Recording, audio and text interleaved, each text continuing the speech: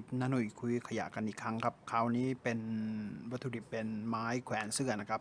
จะทำเป็นไม้แขวนเสื้อสำหรับผ้าขนหนูครับผืนใหญ่ครับโดยนำ2ชิ้นนะครับผมโอเคครับ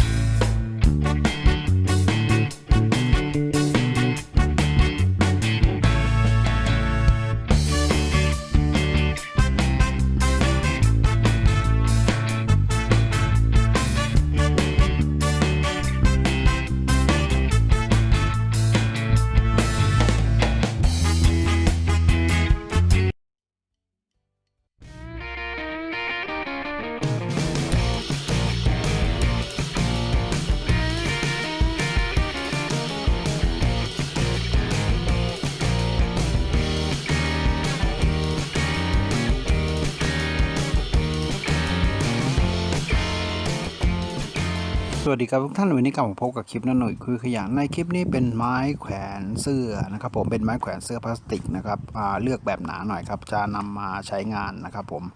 เป็นส่วนประกอบทำเป็นลักษณะของลิ้นชักเก็บของในตู้เย็นกันครับโอเคครับติดตามชมกันนะครับจากไม้แขวนเสื้อ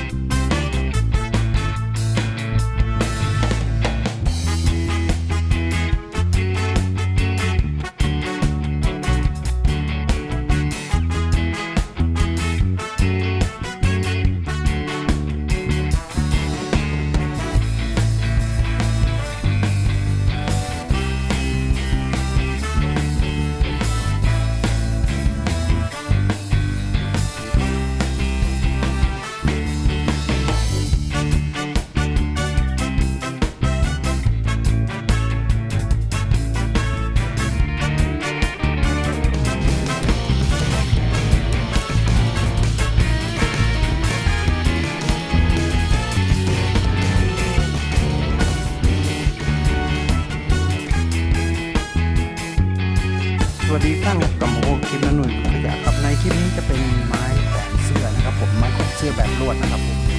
จะนำมาแปลงนะครับผมใช้ในครัวเรือนกันครับโอเคครับติดตามชมกันนะครับจากไม้แขวนเสื้อครับผม